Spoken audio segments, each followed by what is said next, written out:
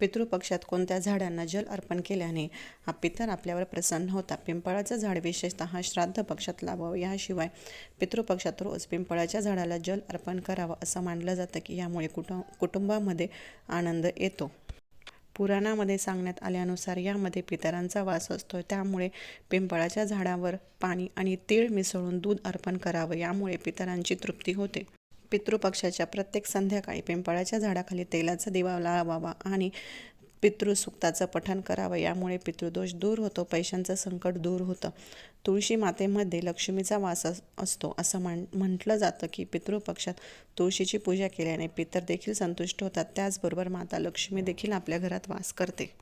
पितृपक्षात संध्याकाळी जिथे तुम्ही पाणी ठेवत असाल तिथे पितरांच्या नावाने दिवा लावावा असं म्हटलं जातं की यामुळे घरामध्ये सुख समृद्धी कायम राहते. अशा छोट्या छोट्या उपायाने तुम्ही पितरांना प्रसन्न करून घेऊ शकतात.